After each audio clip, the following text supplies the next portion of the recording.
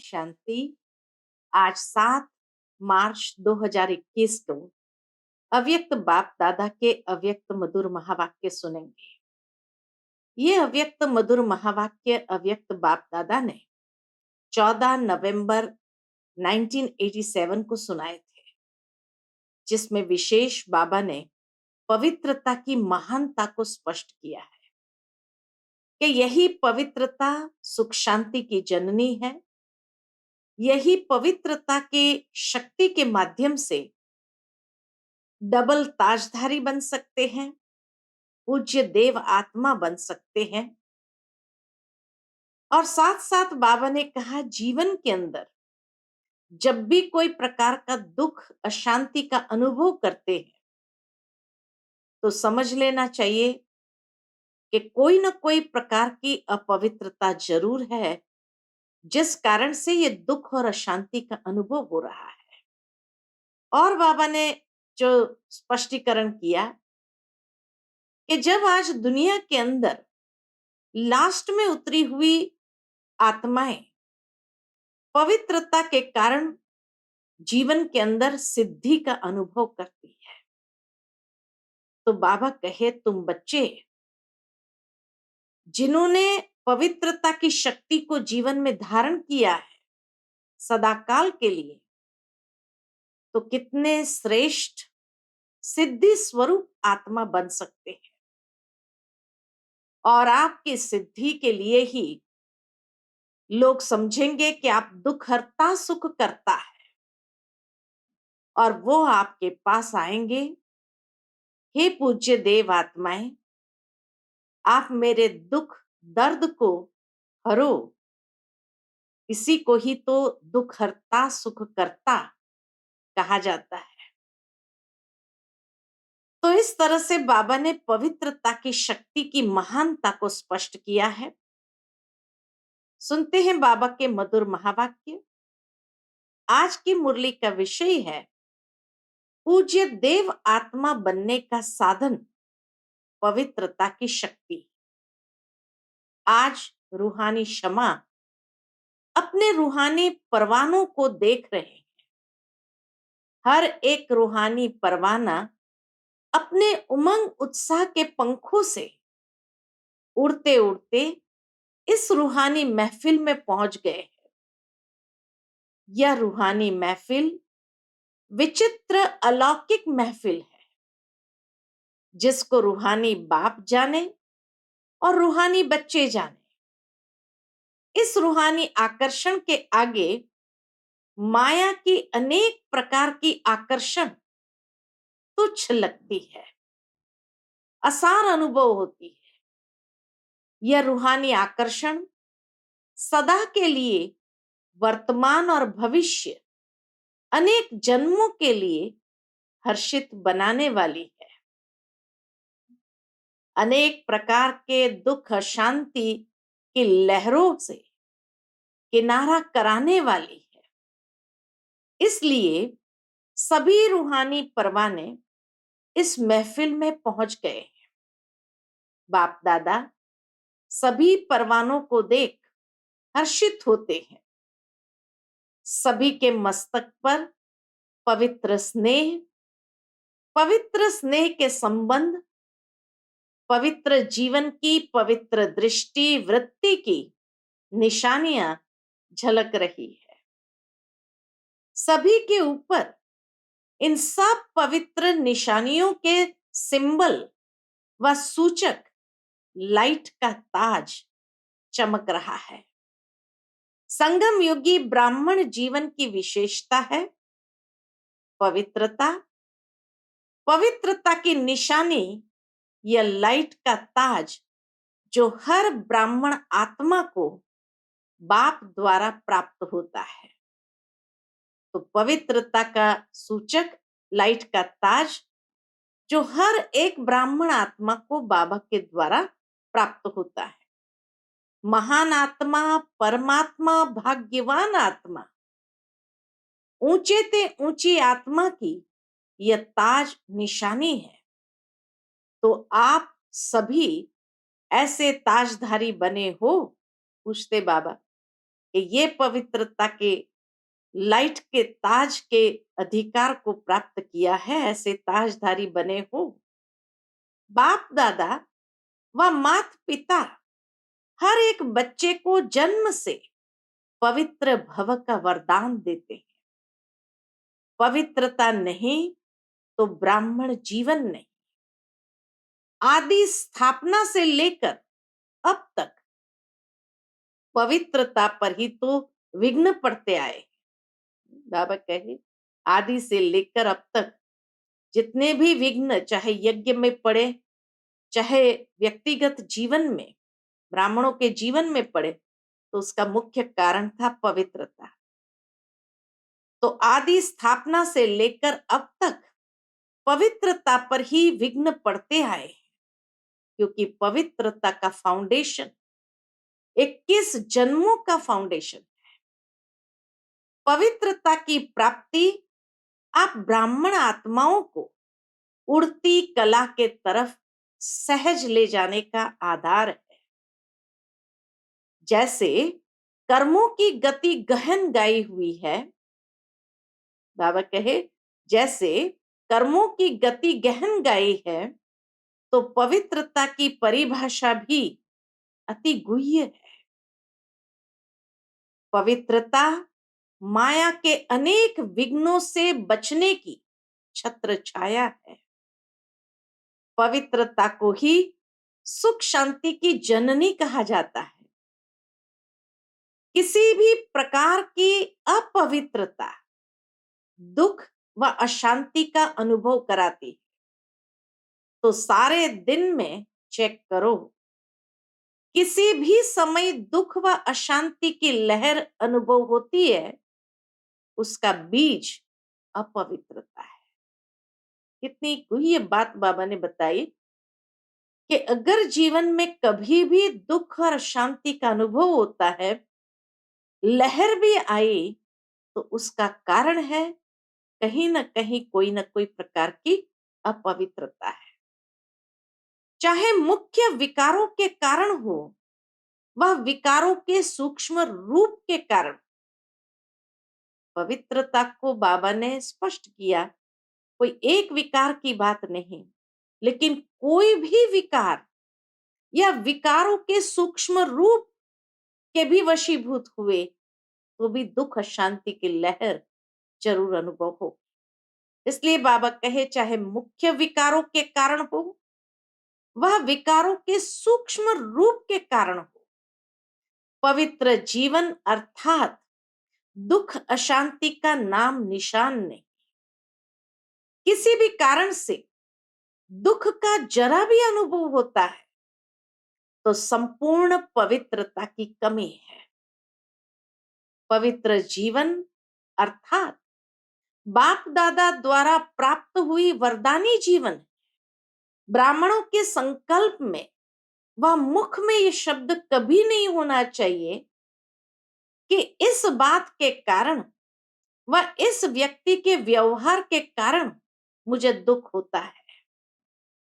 कभी साधारण रीति में ऐसे बोल बोल भी देते या अनुभव भी करते हैं, यह पवित्र ब्राह्मण जीवन के बोल नहीं है।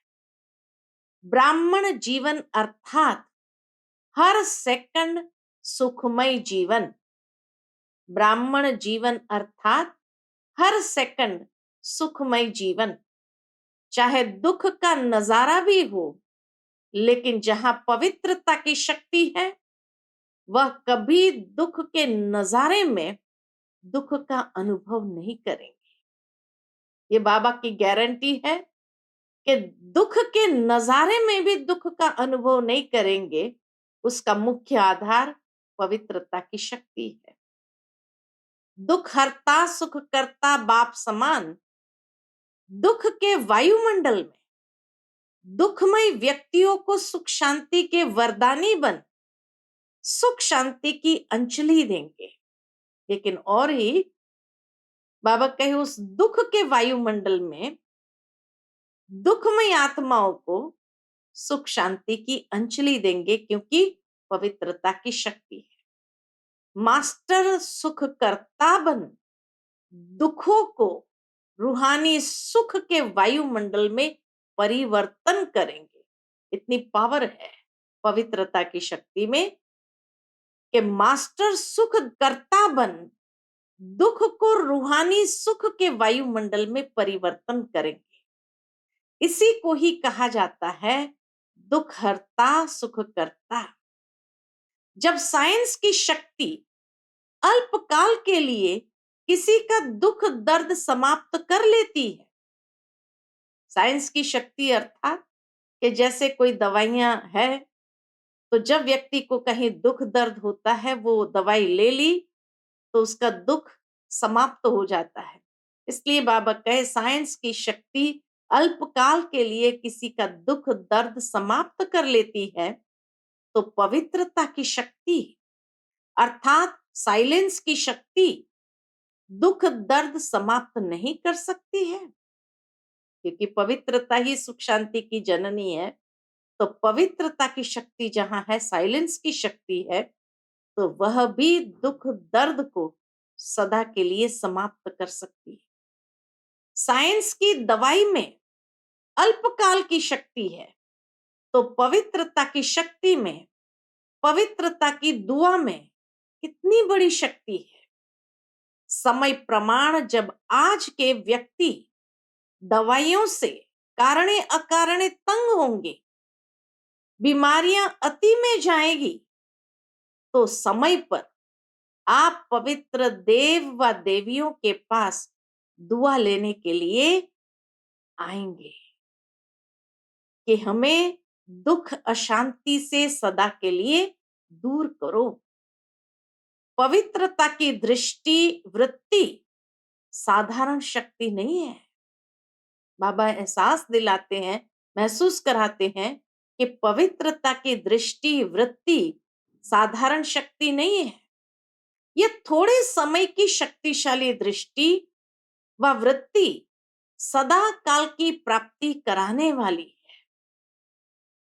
जैसे अभी जिस्मानी डॉक्टर्स और जिस्मानी हॉस्पिटल्स समय प्रति समय बढ़ते भी जाते हैं, फिर भी डॉक्टर्स को फुर्सत नहीं है, हॉस्पिटल्स में स्थान नहीं है, रोगियों की सदा की क्यू लगी हुई होती है। ऐसे आगे चल हॉस्पिटल्स व डॉक्टर्स पास जाने का, दवाई करने का चाहते हुए भी जा नहीं सकेंगे। वैसे भी देखा गया कोरोना काल में लोग डरते थे कि थोड़ी सी खांसी सर्दी जुकाम बुखार भी हुआ तो कहते नहीं डॉक्टर के पास जाएंगे, कोरोना करके कहाँ हमें घुसा देंगे। चाहते हुए भी जा नहीं सकेंगे, मेजॉरिटी निराश हो जाएंगे, तो क्या करेंगे? जब दवा से निराश होंगे तो कहाँ जाएंगे? आप लोगों के पास भी क्यों लगेगी। जैसे अभी आपके व बाप के जड़ चित्रों के सामने ओ दयालु दया करो कहकर दया व दुआ मांगते रहते हैं, ऐसे आप चैतन्य पवित्र पूज्य आत्माओं के पास ओ पवित्र देवियों व पवित्र देव हमारे ऊपर दया करो, यह मांगने के लिए आएंगे। आज अल्पकाल की सिद्धि वालों के पास शफा लेने व सुख शांति की दया लेने के लिए कितने भटकते रहते हैं। समझते हैं दूर से भी दृष्टि पड़ जाए तो आप परमात्म विधि द्वारा सिद्धि स्वरूप बने हो। जब अल्पकाल के सहारे समाप्त हो जाएंगे तो कहां जाएंगे। यह जो भी अल्पकाल की सिद्धि वाले हैं, अल्पकाल की कुछ न कुछ पवित्रता की विधियों से अल्पकाल की सिद्धि प्राप्त करते हैं, यह सदा नहीं चल सकती है। यह भी गोल्डन एजेड आत्माओं को अर्थात लास्ट में ऊपर से आई हुई आत्माओं को पवित्र मुक्ति धाम से आने के कारण और ड्रामा के नियम प्रमाण, सतो प्रधान स्टेज के प्रमाण पवित्रता के फल स्वरूप अल्पकाल की सिद्धियां प्राप्त हो जाती है। तो यह अल्पकाल की सिद्धियां किनको मिलती है? जो लास्ट में ऊपर से नीचे उतरी हुई है, तो पवित्र आत्मा होने कारण पवित्रता के फल स्वरूप अल्पकाल की सिद्धियां प्राप्त हो जाती है। लेकिन थोड़े समय में ही सतो रजो तमो तीनों स्टेजेस पास करने वाली आत्माएं हैं, इसलिए सदा काल की सिद्धि नहीं रहती। परमात्म विधि से सिद्धि नहीं है, इसलिए कहां न कहां स्वार्थ व अभिमान सिद्धि को समाप्त कर लेता है। इसीलिए जैसे ही उस सिद्धि में स्वार्थ या अभिमान आया, तो बाबा कहे कहां न कहां स्वार्थ व अभिमान सिद्धि को समाप्त कर लेता है। लेकिन आप पवित्र आत्माएं सदा सिद्धि स्वरूप है, सदा की प्राप्ति कराने वाली है, सिर्फ चमत्कार दिखाने वाली नहीं हो, लेकिन चमकते हुए ज्योति स्वरूप बनाने वाले हो। अविनाशी भाग्य का चमकता हुआ सितारा बनाने वाले हो। इसलिए यह सब सहारे अब थोड़े समय के लिए हैं और आखिर में आप पवित्र आत्माओं के पास ही अंजलि लेने आएंगे। तो इतनी सुख शांति की जननी पवित्र आत्माएं बने हो? पूछते हैं बाबा। इतनी दुआ का स्टॉक जमा किया है, वह अपने लिए भी अभी तक दुआ मांगते रहते हो? क्या है बाबा के? कई बच्चे अभी भी समय प्रति समय बाप से मांगते रहते हैं कि इस बात पर थोड़ी सी दुआ कर लो, आशीर्वाद दे दो। तो मांगने वाले दाता कैसे बनेंगे? जो मांगने वाला है वो दाता कैसे बनेंगे? इसलिए पवित्रता की शक्ति की महानता को जान पवित्र अर्थात पूज्य देव आत्माएं अभी से बनो। ऐसे नहीं कि अंत में बन जाएंगे। ये बहुत समय की जमा की हुई शक्ति अंत में काम में आएगी। तो समझा पवित्रता की गुह्य गति क्या है? सदा सुख शांति की जननी आत्मा, यह है पवित्रता की गुह्यता। सदा सुख शांति की जननी आत्मा, यह है पवित्रता की गुह्यता। साधारण बात नहीं है। ब्रह्मचारी रहते हैं, पवित्र बन गए हैं, लेकिन पवित्रता जननी है। ब्रह्मचारी रहते पवित्र बन गए इतना नहीं, लेकिन पवित्रता जननी है। चाहे संकल्प से, चाहे वृत्ति से, वायुमंडल से, वाणी से। बाबा कहे पवित्रता जननी है, चाहे संकल्प से, चाहे वृत्ति से, वायुमंडल से, वाणी से, संपर्क से सुख शांति की जननी बनना, इसको कहते हैं पवित्र आत्मा। तो कहां तक बने हो, यह अपने आप को चेक करो। अच्छा, आज बहुत आ गए हैं। जैसे पानी का बांध टूट जाता है, तो यह कायदे का बांध तोड़कर आ गए हैं। फिर भी कायदे में फायदा तो है ही। जो कायदे से आते उन्हों को ज्यादा मिलता है, और जो लहर में लहरा कर आते हैं, तो समय प्रमाण फिर इतना ही मिलेगा ना। फिर भी देखो, बंधन मुक्त बाबा भी बंधन में आता है। स्नेह का बंधन है, स्नेह के साथ समय का भी बंधन है, शरीर का भी बंधन है ना, लेकिन प्यारा बंधन है। इसलिए बंधन में होते भी आजाद है। बाप दादा तो कहेंगे भले पधारे, अपने घर पहुंच गए। अच्छा, चारों ओर के सर्व परम पवित्र आत्माओं को, सदा सुख शांति की जननी पावन आत्माओं को, सदा पवित्रता की शक्ति द्वारा अनेक आत्माओं को दुख दर्द से दूर करने वाली देव आत्माओं को सदा परमात्म विधि द्वारा सिद्धि स्वरूप आत्माओं को बाप दादा का स्नेह संपन्न याद प्यार और नमस्ते। हम रूहानी बच्चों की रूहानी माता पिता बाप दादा को याद प्यार गुड मॉर्निंग और नमस्ते नमस्ते। शुक्रिया बाबा, शुक्रिया। उसके बाद बाबा के सन्मुख हॉस्टल की कुमारियां थी, इंदौर ग्रुप की। उन सभी को देखते हुए बाबा ने कहा, सभी पवित्र महान आत्माएं हो ना। आजकल के महात्मा कहलाने वाले से भी अनेक बार श्रेष्ठ हो। पवित्र कुमारियों का सदा पूजन होता है, तो आप सभी पावन पूज्य सदा शुद्ध आत्माएं हो ना। कोई अशुद्धि तो नहीं है। सदा आपस में एक मत स्नेही सहयोगी रहने वाली आत्माएं हो ना। संस्कार मिलाने आता है ना, क्योंकि संस्कार मिलन करना यही महानता है।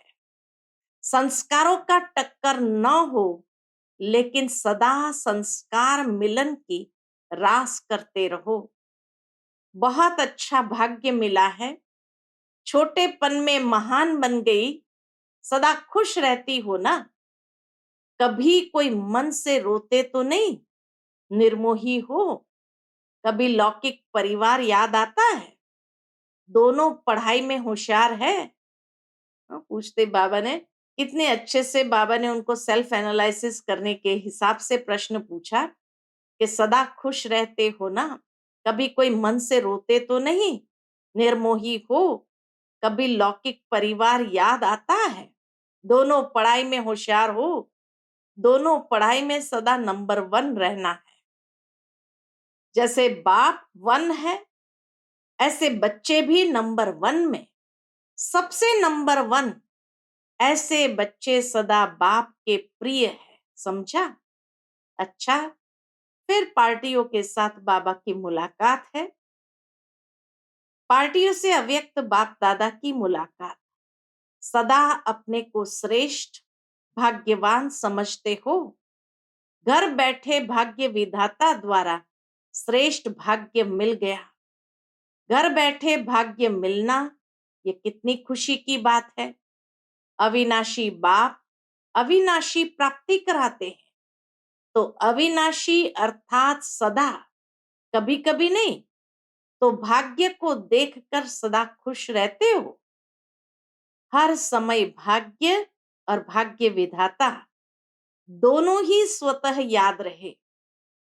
सदा वह मेरा श्रेष्ठ भाग्य, यही गीत गाते रहो। यह मन का गीत है। जितना यह गीत गाते उतना सदा ही उड़ती कला का अनुभव करते रहेंगे। बाबा ने कितनी अच्छी बात कही, जब सदा ये गीत गाएंगे, वाह मेरा श्रेष्ठ भाग्य, तो यह गीत सदा उड़ती कला का अनुभव करते रहेंगे। सारे कल्प में ऐसा भाग्य प्राप्त करने का यह एक ही समय है। इसलिए स्लोगन भी है, अब नहीं तो कब नहीं। जो भी श्रेष्ठ कार्य करना है वह अब करना है।